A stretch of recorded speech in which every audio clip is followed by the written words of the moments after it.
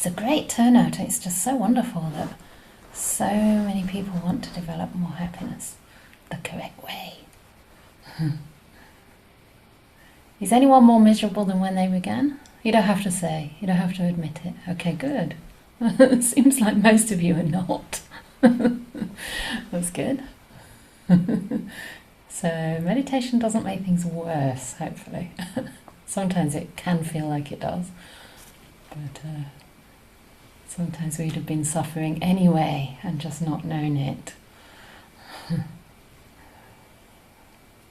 So, I was so excited about these sutta sessions that I actually prepared a sutta for tomorrow as well, and then I realised there wasn't one.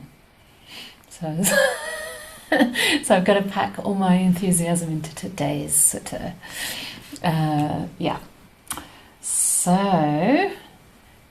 I wonder if everyone's here.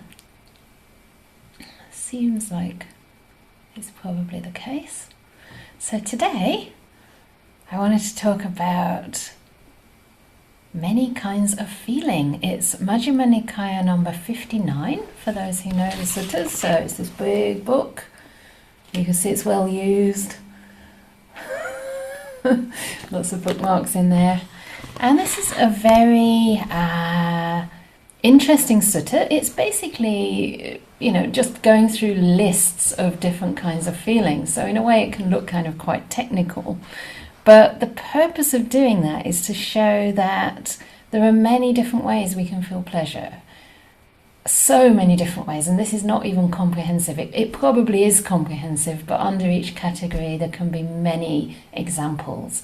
So the amount of happiness that is available is beyond our comprehension at this stage, I would say. And of course it culminates in the highest happiness of all, which is Nibbana. But sometimes it can be helpful, I think, to look at things in this sort of thematic way, because it helps us to understand that our experience is entirely normal and not personal, right? We all experience our share of all of these. Some may be more of the suffering, less of the happiness. Others, have a more privileged conditions in their life. They may experience more happiness, but as we will see, that's not always the case, because it has to be the right kind of happiness. So, yeah, it was funny last night. I was looking at this sutta, and as I said, it's called The Many Kinds of Feelings, and then Seminary Upachala, she's my first novice nun, training here with me, she came upstairs and she had many kinds of chocolate in her hands. She in fact had 3 different types of chocolate bar, 85%, 70%, sea salt lint. Anyone like that? And I had to laugh, many kinds of feeling, many types of chocolate. Isn't it the same thing? Similar. I mean, it's all kind of the same type of sensual pleasure. But really, when we are kind of choosing our objects, such as which kind of chocolate we want, we're basically choosing different kinds of feeling. What kind of feeling will I get from this one? Will it be a pleasant or unpleasant? Will it be neutral? Will it be, to my liking? How will it taste? So I had to kind of laugh at the irony. Of course, that was 3 kinds of different sensation, 3 kinds of different feeling. But yeah, it wouldn't actually be the chocolate that I was enjoying, but the feeling, the effect of the chocolate in my body, of course, on the tongue. But essentially there would be a sensation, there would be a physical bodily feeling that went along with that. So anyway, I had, actually, do you want to know what I did in the end? I had a bit of each. So this is how the world works. So, I think I'll just start to read from this sutta. Normally I ask for questions and comments along the way, but today, because we have a Q&A session in the evening, we can perhaps hold on with our questions until then. And I'll probably refer to some other suttas as well. And if there's anything that's kind of completely discombobulating, you're welcome to write it in the chat. If you are confused, it's better to clarify it there and then. But as for discussion, we can have that later on, okay? So you don't have to have the sutta in front of you, but if you do want to, you can always look up Sutta Central. I don't know, it's a bit complicated. I'm not very good at finding suttas on there. Otherwise you can sit back and relax. So this is the teaching of the Buddha, and the teachings always start with "Thus have I heard," and that is the voice of his personal attendant, Ananda, Venerable Ananda, who was with him for 35 years, or was it 45 years? I forget. A long time. And recited these suttas from memory in the first council after the Buddha's parinibbana, after the Buddha ceased. So it begins, "Thus have I heard. On one occasion, the Blessed One, which is the Buddha, was living at Savatthi in Jeta's Grove, Anathapindika's park.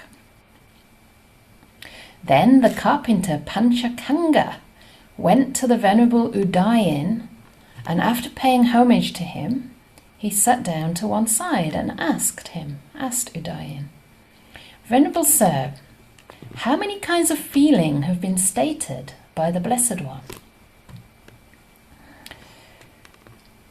3 kinds of feeling have been stated by the Blessed One, householder: pleasant feeling, painful feeling, and neither pleasant nor painful feeling. That's Sukha Vedana, Dukkha Vedana, and Adukkam Asukham Vedana. These 3 kinds of feeling have been stated by the Blessed One. And then the householder Panchakanga disagrees. Not 3 kinds of feeling have been stated by the Blessed One, Venerable Udayin. 2 kinds of feeling have been stated by the Blessed One: pleasant feeling and painful feeling. This neither painful nor pleasant feeling has been stated by the Blessed One as a peaceful and sublime kind of pleasure." So even in the Buddha's day, they had arguments, and even the lay people would argue with the monks. Isn't that cool? So please don't be afraid to argue with me. It's important that we clarify any doubts. And I just love the kind of very down-to-earth feel of this little interaction. You know, the fact that people will be having spiritual conversations and trying to get to the heart of things, trying to get to the truth. So a second time and a third time, the Venerable Udayin stated his position, and a second and a third time, the carpenter Panchakanga stated his. But the Venerable Udayin could not convince the carpenter Panchakanga, nor could the carpenter Panchakanga convince the Venerable Udayin. So they were also stubborn, and maybe they were both correct. So this is what happened next. The Venerable Ananda heard their conversation. Then he went to the Blessed One, and after paying homage to him, he sat down at one side and reported to the Blessed One the entire conversation between the Venerable Udayin and the carpenter Panchakanga. When he'd finished, the Blessed One told Venerable Ananda, "Ananda, it was actually a true presentation that the carpenter Panchakanga would not accept from Udayin. And it was actually a true presentation that Udayin would not accept from the carpenter Panchakanga. For I've stated 2 kinds of feelings in one presentation. I've stated 3 kinds of feelings in another presentation." And then it gets complicated. "I've stated 5 kinds of feelings in another presentation, 6 kinds of feelings in another presentation. I've stated 18 kinds of feelings in another. I've stated 36 kinds of feelings in another, and 108 kinds of feelings in another presentation. This is how the Dhamma has been shown by me in different presentations." When the Dhamma has thus been shown by me in different presentations, it may be expected of those who will not concede, allow, and accept what is well stated and well spoken by others, that they will take to quarrelling, brawling, and disputing, stabbing each other with verbal daggers. But it may be expected of those who concede, allow, and accept what is well stated and well spoken by others, that they will live in concord, with mutual appreciation, without disputing, blending like milk and water, viewing each other with kindly eyes. So this is very nice, and I'm going to go back over those different kinds of feeling. But already, I would say that he's talking about two kinds of feeling here as well, right? Our stubborn nature that leads to brawling, disputes, quarrels, and stabbing each other with verbal daggers. There's another sutta somewhere in the text which says we've been born with a knife in our mouth.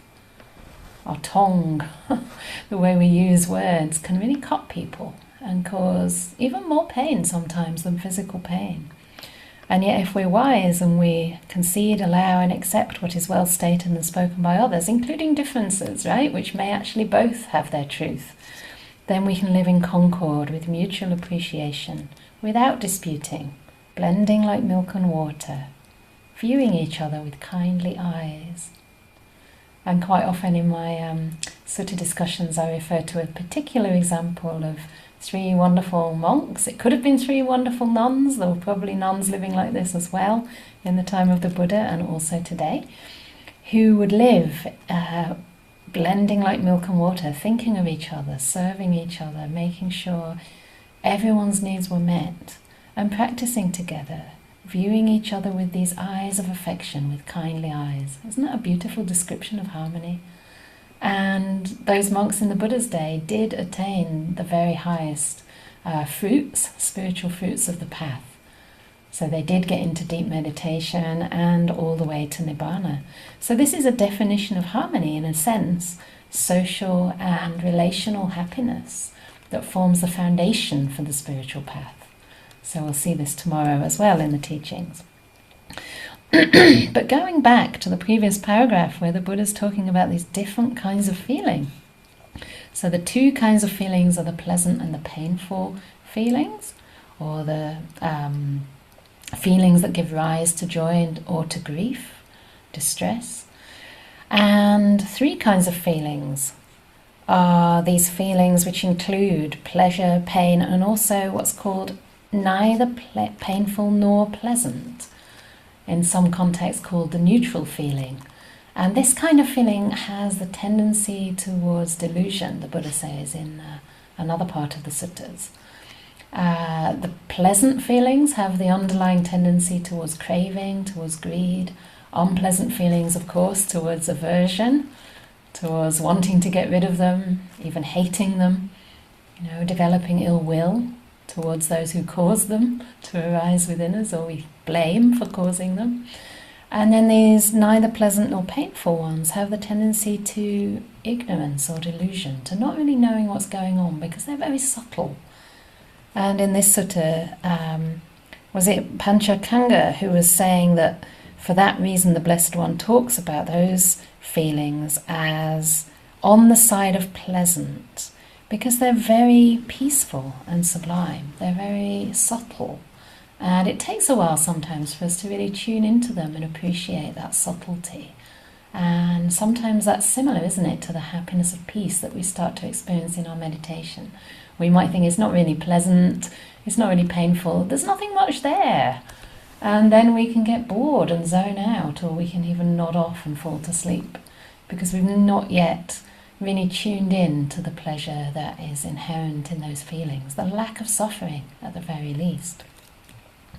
And then the 5 kinds of feelings in another presentation are the pleasant feelings of body and mind. So that's sukha vedana for pleasure of the body, and somanassa, mental pleasure, associated with wholesome states. And then the 2 kinds of feeling which are unpleasant, so dukkha vedana, unpleasant feeling of the body, and domanassa, things like mental grief, sorrow, distress, despair. And then the 5th one there is equanimity. So again, very, very similar to neither pleasant nor unpleasant. So they are the 5 kinds of feeling.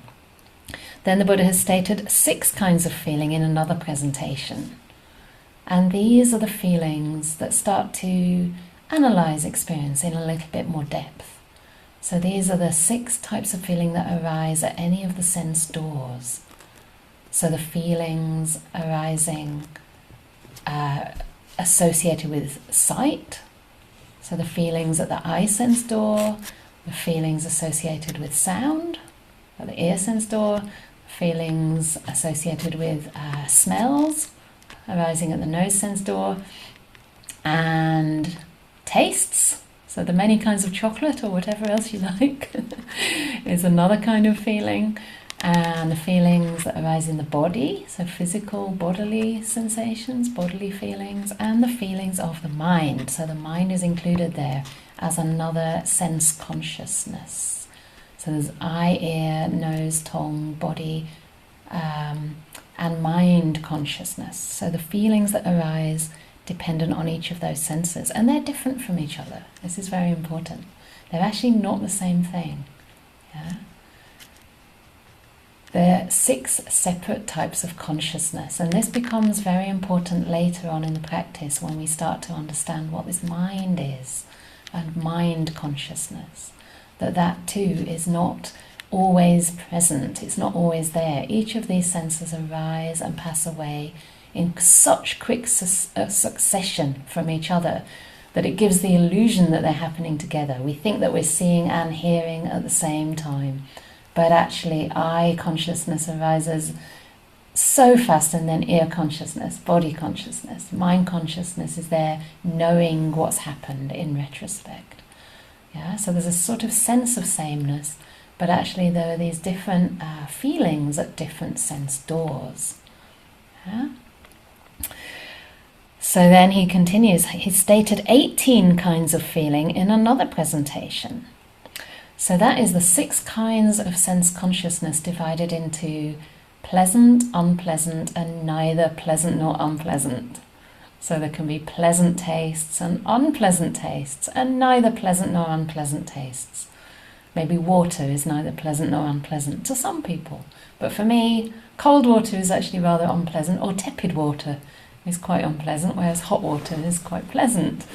So sometimes this is very much conditioned by our society. In some cultures, lots of chili is a pleasant sensation, a pleasant feeling at the tongue sense door. In other places, that's in other cultures, there can be individual differences, but that's considered quite painful. If you eat the really hottest chilies you can get, it's actually almost like fire. So there are these different kinds of feeling at each sense door, which can be pleasant, unpleasant, and neither nor. And it might seem very obvious to state these kind of things, but think about how much effort we put into trying to bring about pleasant experiences, have pleasant tastes only, have pleasant sounds only.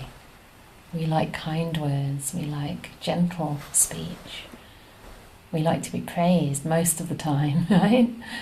In England, some of the time we say, no, I don't want to hear this, even when it's pleasant. No, absolutely not. Anyone would do that, right? Anyone would do that. We even reject pleasant speech sometimes, we're not used to it. But on the whole, we definitely recoil from unpleasant speech, so we try to have only pleasant experiences of sound. We don't want to hear the music we don't like. If you're 15-year-old me, I wasn't called Venerable Candā in those days, you like Led Zeppelin. If you're someone else, you like to listen to all the latest pop music. To me, that's terrible. That's just pain at the ear sense door. So we have these 18 kinds of feeling. And then we have 36 kinds of feeling. And this is quite interesting. This is the 18 kinds of feeling doubled up and divided into whether they are of the household life or of the renunciate life.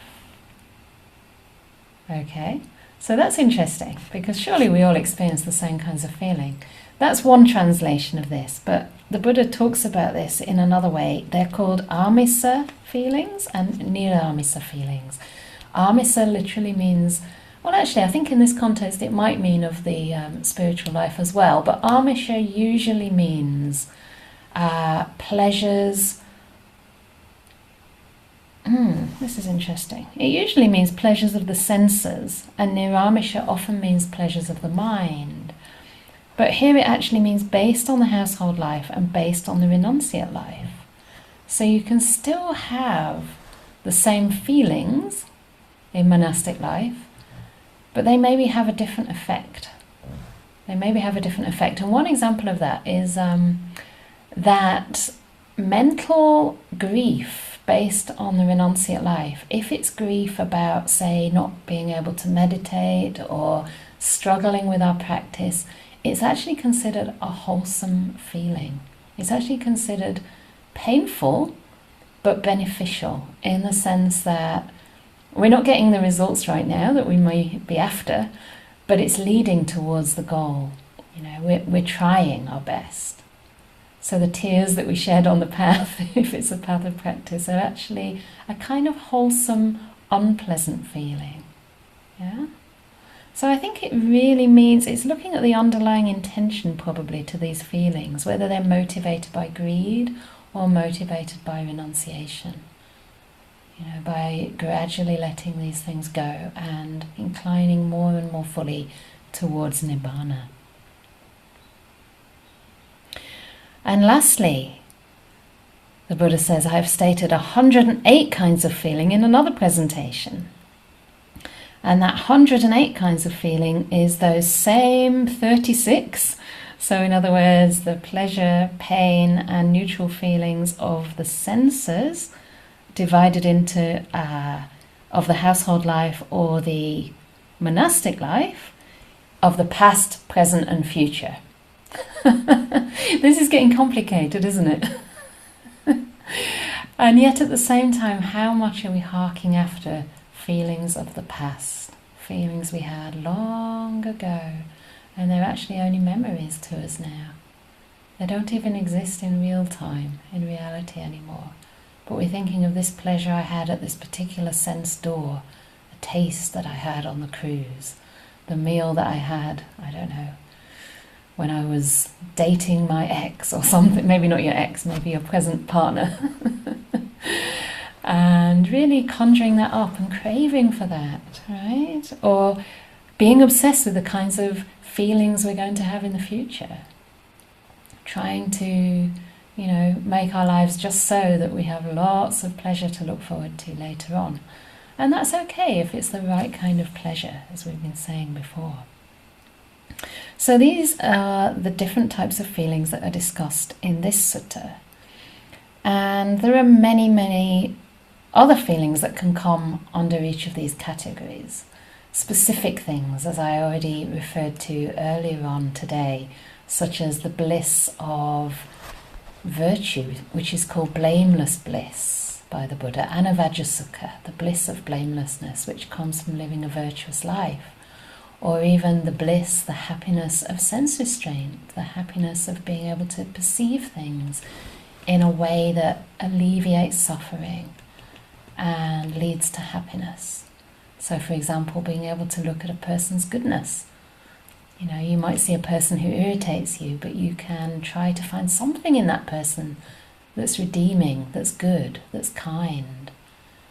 Yeah? So there'll be aspects that will aggravate you, annoy you. I can see people looking at each other here. And of course, you can look at each other in so many different ways. And many of those ways are biased by your current mood as well. Remember, negativity bias. If you wake up in a groggy mood, or if you're feeling stressed, or if you're in physical pain, you'll tend to see the faults. So we can cultivate the way we perceive another person. We can use our senses in a way that focuses on what's right instead of what's wrong. Yeah? If you have maybe lust coming up for somebody who's another person's partner, for example, and I'm sure you're all really good people here, but human, right? Human as well. You can try to bring some balance to your mind by also regarding that person just as a human being. You know, this is something that sometimes, especially for monks, it seems, who maybe sometimes struggle with celibacy, especially young men in monastic life, they're reminded to see, you know, women, if they're heterosexual, but anybody really, as their sibling instead of an object of sensual desire, right? So if you're a man, heterosexual man looking at a woman, try to regard a woman who's of a similar age as your sister, a woman who's older than you as your mother or aunt, or older sister perhaps, a woman who's younger as your little sister or even daughter. And this is a different way of regarding things that leads to undermining unwholesome states. So this is sense restraint in a nutshell. And this leads to a kind of unblemished bliss, the Buddha said. It's basically starting to look inside to find the source of our suffering and try to find the pleasure of having some influence over the way we use our mind. So we're not just dragged around by sights, sounds, smells, tastes and touches. We're not just sucked in by the pleasure there, or the things that aggravate us and cause suffering, cause us to feel angry and agitated. Yeah? So that's the pleasure of sense restraint. As well as this, the Buddha now goes into the different kinds of pleasure, comparing sensual pleasure to the pleasure of meditation. So this is really important to us. And this is where the sutta starts to get interesting, because we're looking at a kind of gradation, in a way, of happiness, which goes from the coarse to the more and more refined. And it's less of a judgment than simply a progression, a natural progression that occurs when we start to practice on the path. So the Buddha says further, Ananda, there are these 5 chords or 5 types of sensual pleasure. What are the 5? Forms cognizable by the eye that are wished for, desirable, agreeable and likable, connected with sensual desire and provocative of lust. That's the danger right there, that they're provocative of lust, right? We want more. So this is the danger embedded in those pleasures of the senses. Sounds cognizable by the ear that are wished for, desired, agreeable and likable, connected by sensual desire and provocative of lust. Odors cognizable by the nose that are wished for, desired, agreeable and likable, connected with sensual desire and provocative of lust. Flavors cognizable by the tongue that are wished for, desired, agreeable and likable, connected with sensual desire and provocative of lust. Tangibles cognizable by the body that are wished for, desired, agreeable and likable, connected with sensual desire and provocative of lust. These are the 5 chords or the 5 types of sensual pleasure.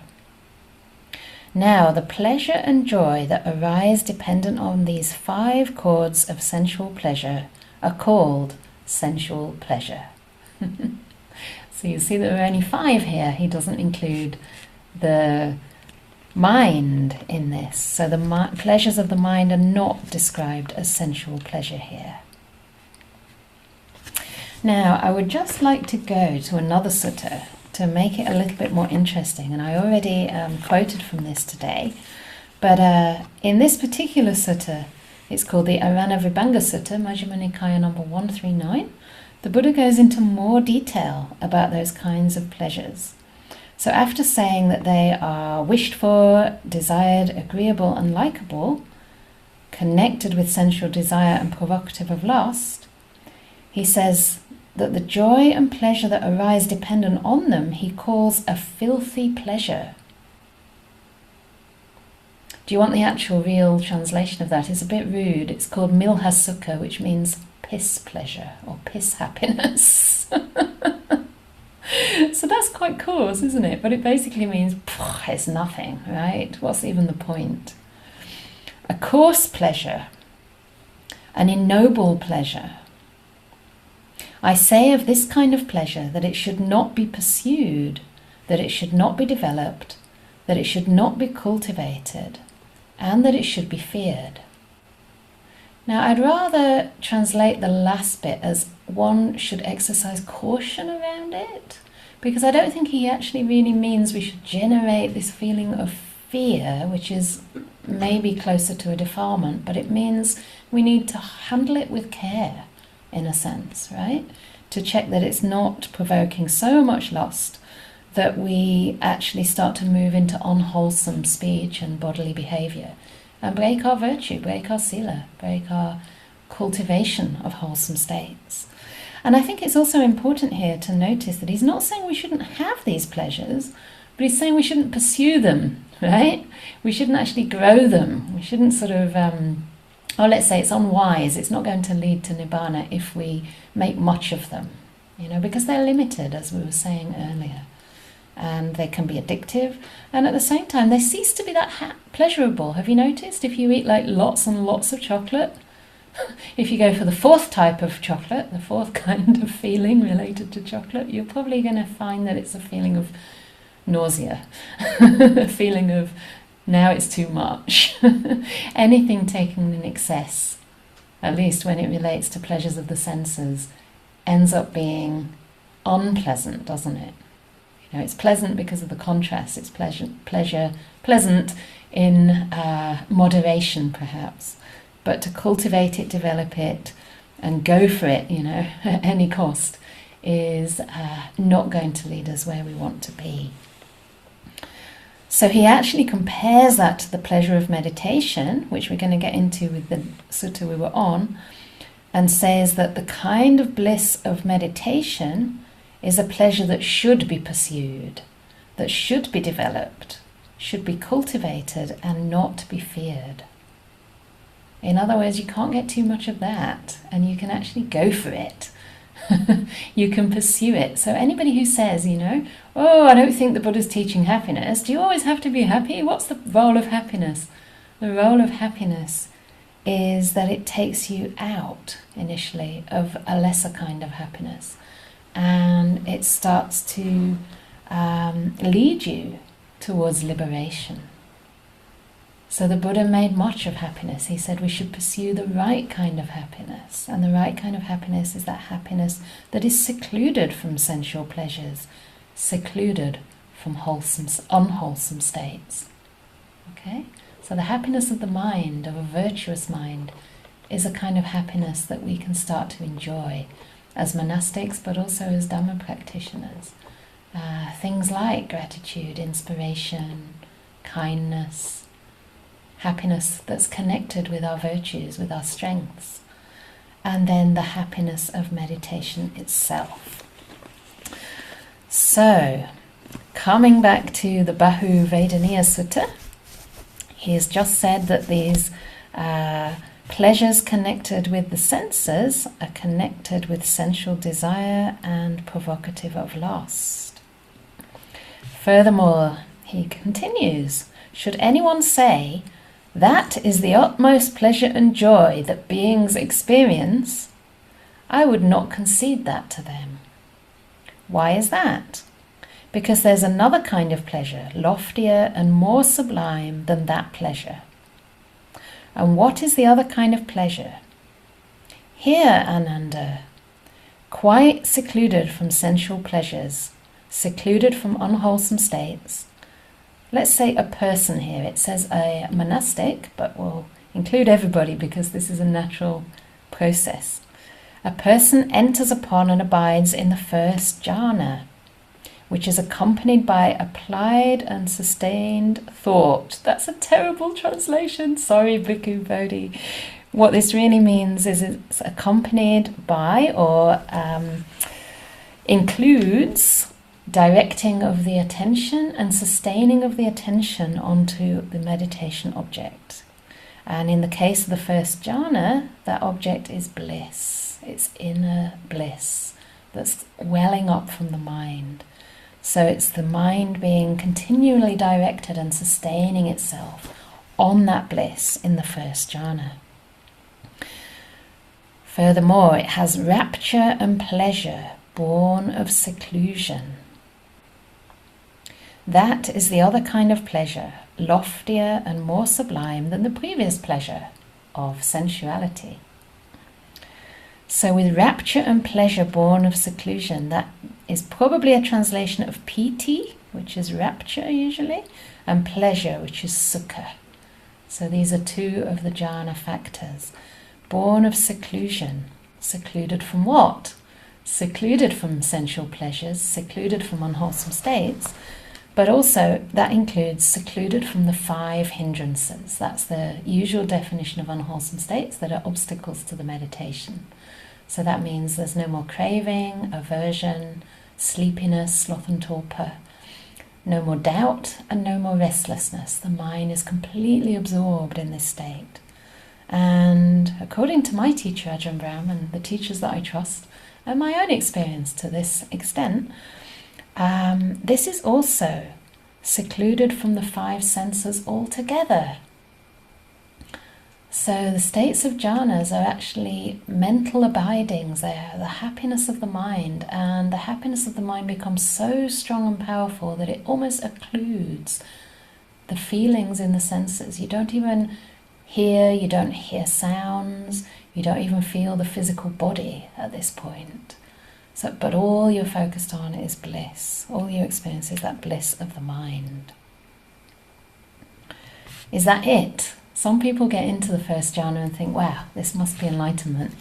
I've never had so much bliss in my life. This is surely union with God, union with cosmic consciousness. It cannot get any more peaceful and sublime than this. But the Buddha says, should anyone say that this is the utmost pleasure and joy that beings experience, I would not concede that to them. Why is that? Because there's another kind of pleasure, loftier and more sublime than that pleasure. And what is that other kind of pleasure? Here, Ananda, with the stilling of directed and sustained attention, if you like. That's my slightly improved translation of applied and sustained thought. A person enters upon and abides in the second jhana, which has inner confidence and singleness of mind without directed and sustained attention, because we don't need it anymore. The mind is held, it's completely still, with rapture and pleasure born of stillness. So the piti and the sukha are still present, but it's now born of absolute stillness, to the extent that there can be no movement of the mind at all. In the first jhana, there's still what my teacher calls the wobble. It's the mind kind of moving on to the bliss and then being a little bit uncertain, wobbling away, coming back, withdrawing a little. I would call it sort of getting involved still at this point, like a very subtle mental movement that wants to know what's going on. And then the bliss is just too strong, you're pulled back in again. You pull back in. So this is a kind of wobble. And it can mean that the first jhana doesn't last very long in the beginner, in somebody who's not experienced that state many, many times. Or it can mean that this is happening within the jhana. So it's still vulnerable to things like sounds disturbing it. Although the sense of sound has actually been temporarily pacified, it's known as the thorn to the first jhana. It can still come inside. You won't necessarily know that you're not hearing anything because you're so absorbed. But a sound can come in, and at the moment you hear something, you're no longer in jhana anymore. However, in the second jhana, there's such deep stillness that it's harder to come out. Eventually, of course, you will come out, and if somebody kind of shakes you and shouts in your ear hole, please don't do that to anyone. Eventually you will come out. But it's much more steady, and this is when you experience genuine stillness like a rock, like completely unshakable stillness for the first time. So that's why it says it's born of, the word here is concentration, but it really means very, very deep stillness. That is another kind of pleasure, loftier and more sublime than the previous one. And the significance here, although it may not relate to our own experience at this point, the significance is that this helps us to see that the path is deep. There is more than these initial pleasures on the path. So we don't stop short. You know, it's very dangerous in spiritual circles, especially when we talk about things like jhanas, like the deep meditation, to think that we're already there. Because we're so eager, you know, sometimes it might be coming from wishing to sort of encourage ourselves and to, you know, give ourselves a sense that, yeah, we can do this too. It's possible for me. But if we're stopping short of the benefit. It's never about the pleasure per se, it's about the insights that arise dependent on these experiences. So if we stop short, we don't fully overcome the 5 hindrances. We don't fully experience the benefit that enables us to see things as they really are, which jhanas can give us. So there's always something deeper. And the Buddha says, should anyone say, and what is the other kind of pleasure? Here, it's just on the ... So if anyone should say that there's nothing, that this is the utmost pleasure and joy that beings experience, I would not concede that to them. Why? Because there is another kind of pleasure, loftier and more sublime than the second jhana. And what is that other kind of pleasure? Here, with the fading away as well of rapture. Okay, so now we don't have piti. All that craving for piti, all that delight in piti, now it's gone. And the Buddha's saying that's even more happiness. So with the fading away of rapture, of piti, a person abides in equanimity, mindful and fully aware and still feeling pleasure. Here it says with the body, but this is a very strange understanding because the body has been put aside. So the way that Ajahn Brahm explains that is that it means fully and completely. So he's saying that sometimes the word body can be used to mean a body of water, a body of evidence. It's a sort of a word that can mean a kind of a collection of things. So it's the whole being, let's say, is soaked in this pleasure. So this is still sukha at this point, but the piti has gone. So it's even more satisfying, nourishing, less agitating, and more deeply nourishing for the body and mind.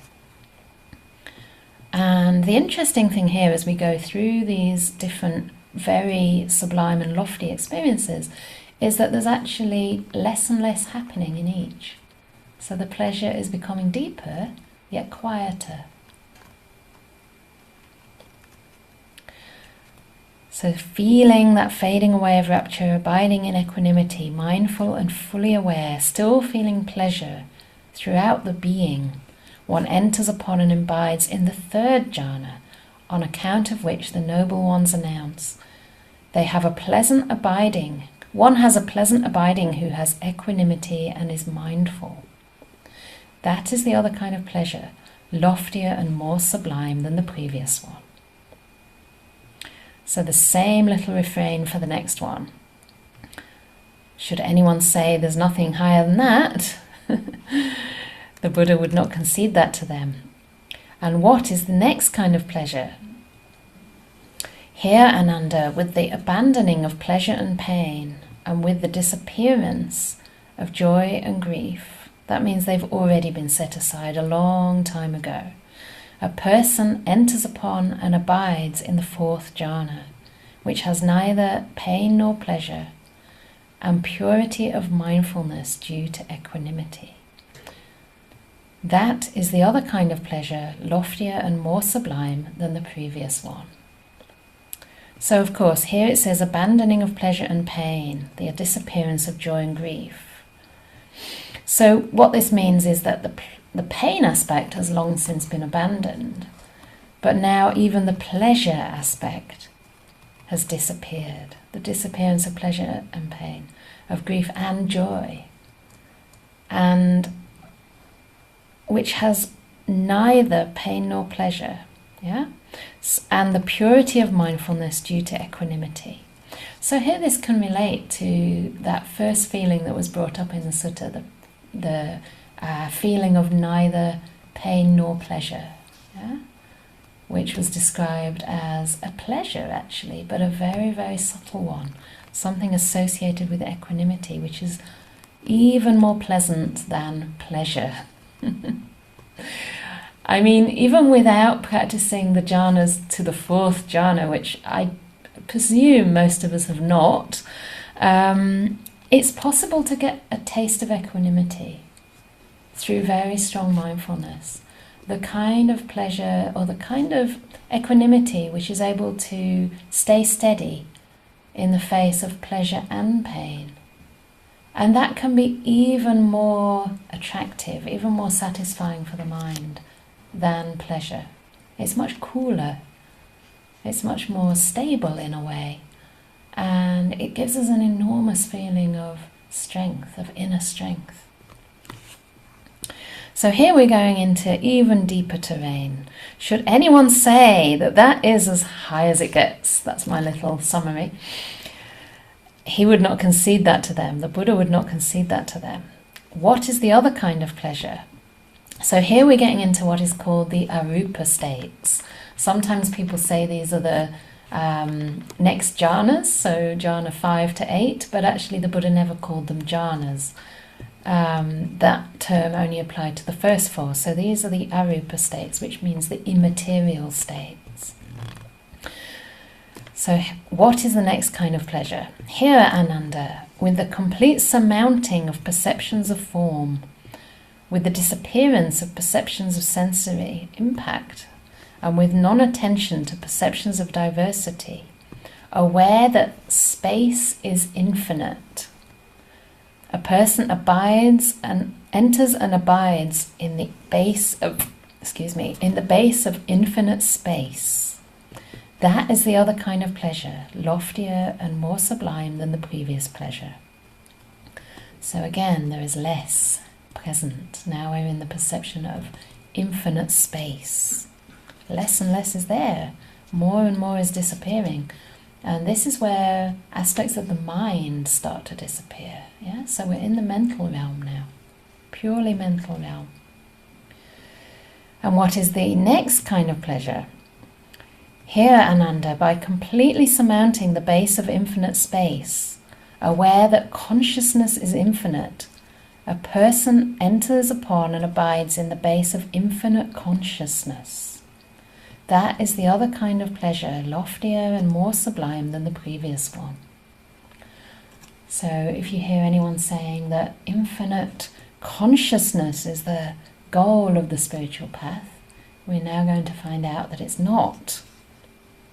Should anyone say that that is the highest kind of pleasure, the Buddha would disagree. The next kind of pleasure, here, Ananda, by completely surmounting the base of infinite consciousness, aware that there is nothing, a person enters upon and abides in the base of nothingness. That is another kind of pleasure, loftier and more sublime than the previous one. And next, what is the next kind of pleasure that's even higher than that? Here, Ananda, by completely surmounting the base of nothingness, a person enters upon and abides in the base of neither perception nor non-perception. So here, even perceiving these things, even the actual faculty of perception is starting to disappear.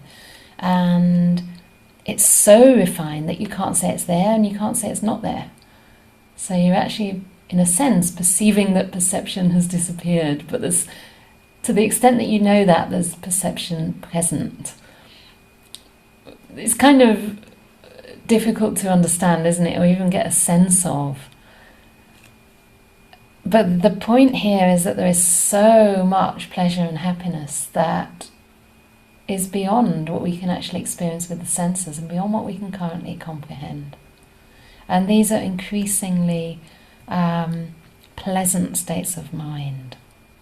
So that is the other kind of pleasure, loftier and more sublime than the previous one. And this is my favourite part. Should anyone say that is the utmost pleasure and joy that beings experience, I would not concede that to them. Why is that? Because there is another kind of pleasure, loftier and more sublime than that pleasure. And what is that other kind of pleasure? Here, Ananda, by completely surmounting the base of neither perception nor non-perception, a person enters upon and abides in the cessation of perception and feeling. That is the other kind of pleasure, loftier and more sublime than the previous pleasure. So this was called the many kinds of feeling, this sutta, and now we have transcended feeling itself. The cessation of perception and feeling, otherwise known as nirodha, cessation. Sanya Veda Yutta Nirodha.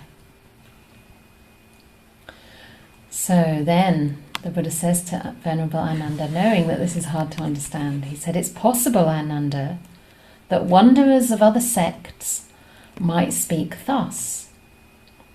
The recluse Gautama, that's the Buddha, speaks of the cessation of perception and feeling, and he describes that as pleasure.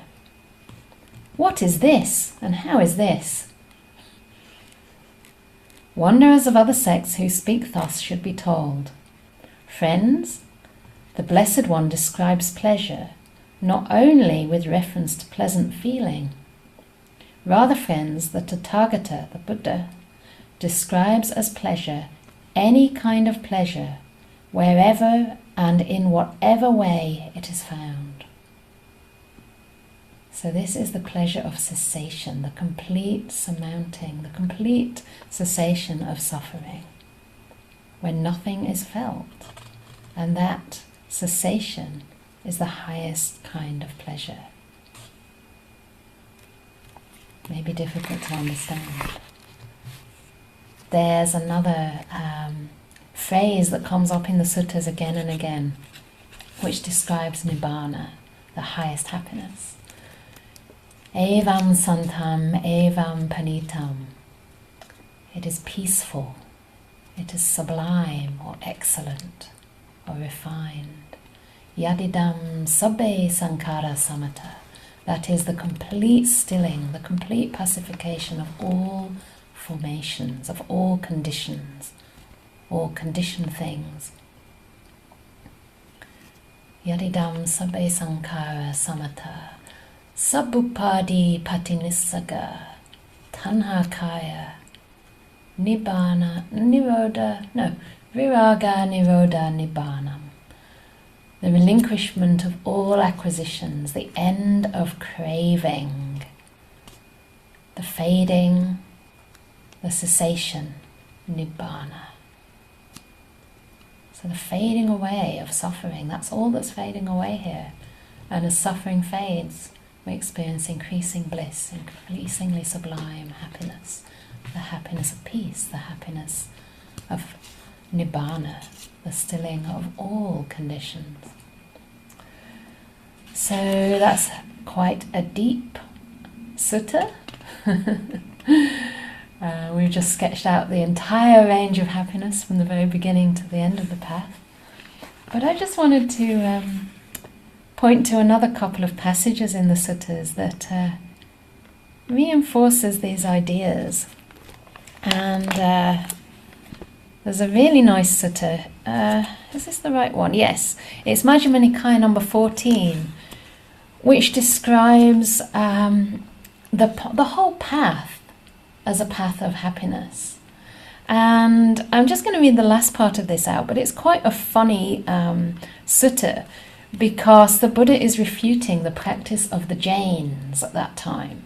And the practice of the Jains was a practice of self-mortification. It was this idea that liberation can only be had through pain, basically. No pain, no gain, okay? So we think that, oh, that's a ridiculous idea. But how many people have that philosophy? No pain, no gain. In your practice, in your life, in the way you approach your work. We think we have to suffer in order to make progress. And these Jains thought that the more pain they experienced, the more their karma from the past, particularly their bad karma, was coming up and passing away. So in a way it was like a sort of, if I just experience the pain connected with my past karma, that was the belief, that it will be kind of exorcised from me. You know, I'll kind of overcome that bad karma. And they came to the Buddha and basically said that they described his philosophy and used the example of a king.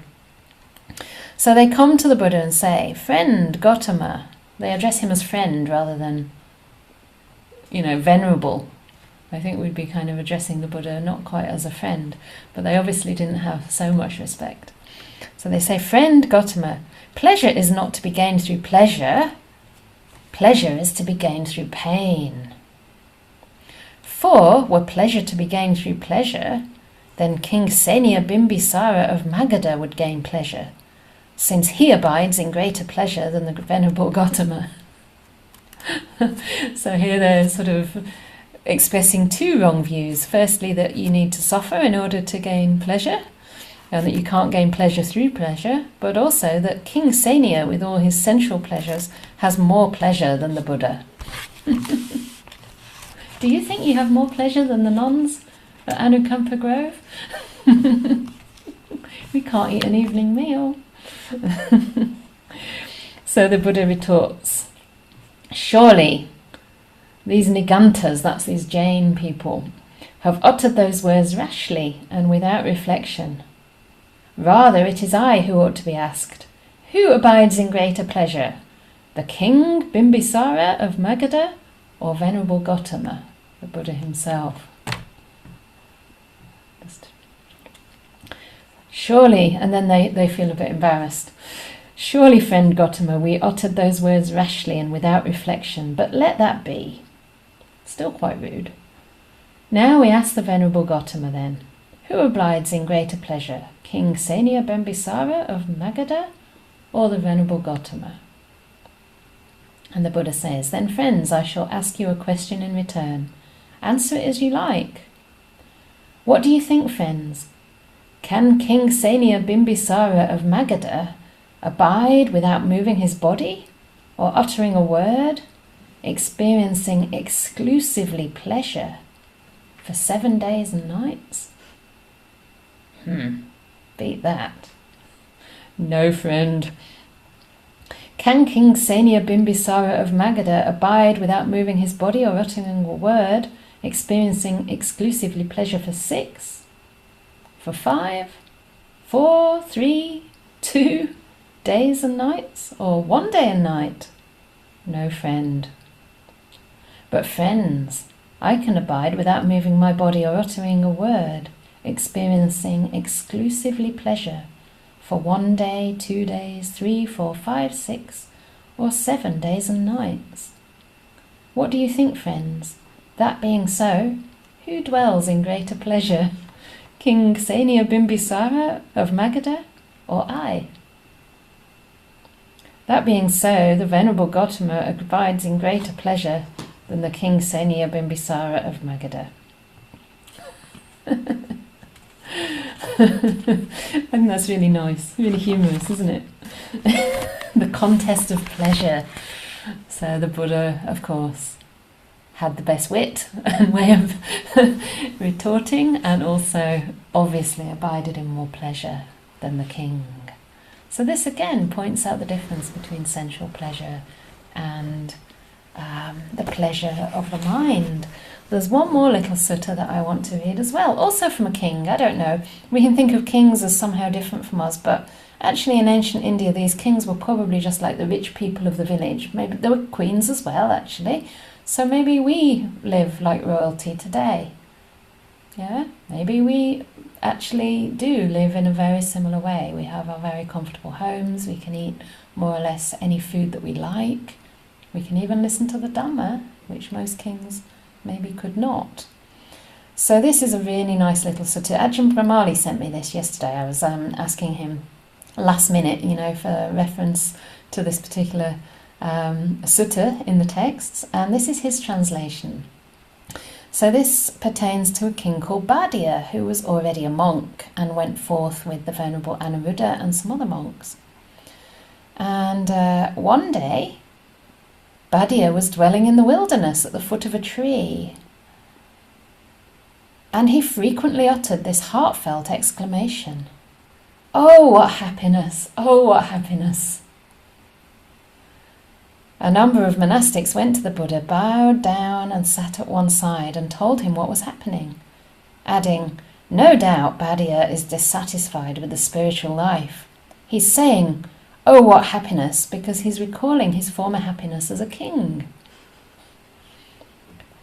Then the Buddha addressed a certain monk, go monk, and in my name say to Bhadia, Bhadia, the teacher is calling you. So one of the things that happened in the Sangha and that should still happen today is transparency. Instead of gossiping behind people's back, we go and ask them directly whether this is true and what the person meant. So the monk went to get Bhadia, and Bhadia came and sat down at one side. The Buddha said to him, is it true that when you're in the wilderness at the foot of a tree or in an empty dwelling, you frequently utter this heartfelt exclamation, oh, what happiness, oh, what happiness? Yes, Venerable Sir. But why do you say this? In the past, sir, when I was a king, I was well protected within and outside the royal compound, within and outside of town, and within and outside of the country. But although I was well protected and guarded in this way, I was fearful, agitated, and distrustful. Have you noticed that in rich areas? People have huge gates and they don't even say hello when you walk down the street past them. They seem very fearful of someone taking away what think that they've righteously earned. So he says this, but now, sir, when I'm in the wilderness at the foot of a tree or in an empty dwelling, I'm free from fear, agitation and distrust. I'm free from bother, relaxed, living on the generosity of others, with my mind as free as a wild animal. That's why I say, oh, what happiness, oh, what happiness. And just for the sake of being gender inclusive to a little more of a degree, there is a lovely poem in the translation of the first poems of the early Buddhist women, which I'd also like to read. And this will make you feel better if you're thinking of running away from this retreat, or if anyone here in this room is thinking of leaving the monastery. So even the bhikkhunis in the days of the Buddha had the same thoughts, and actually did that from time to time. So this is a nun called Uttama. Actually, Uttama means the highest. So maybe she was experiencing the highest happiness. Let's see. 4 times, 5 times I went out from the monastery. In other words, she ran away. Heart without peace, heart out of control. I approached the nun, and I think this is Patachara, who was a very incredible teacher. She seemed like someone I could trust. She taught me the Dhamma, about what comprises a person, about the senses and their objects, and about the basic elements that make up everything. That's the elements of earth, water, fire and air, which essentially this body is comprised of. I listened to what she taught, did exactly what she said. For 7 days I sat in one position, legs crossed, given over to joy and happiness. On the 8th day I stretched out my feet, after splitting open the mass of mental darkness. In other words, overcoming delusion, craving, and greed completely, and becoming fully liberated, fully enlightened, an Arahat Bhikkhuni. It's nice, isn't it? Given over to joy and happiness for 7 days, and on the 8th day, through the path of happiness, her mind was fully freed. So this is what's in store for all of us here, and we can enjoy so many simple happinesses along the way.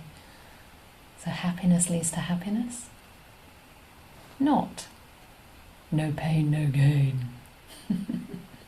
And even when we have pain, if we relate to it with kindness, with gentleness, with a sense of letting things be, letting things go, then that happiness becomes transformed into those qualities we observe them through. So we actually start to experience peace. When we make peace, we start to experience kindness when our mind is full of kindness. So in this way we can cultivate the garden in our mind. Okay, so I hope you enjoyed that. Hopefully you weren't too worried when I read the list at the beginning. And yeah, hopefully that gives you some more information, some inspiration, but also another framework to understand happiness and the different kinds of happiness and which ones are the right ones to pursue. So let's have a break now.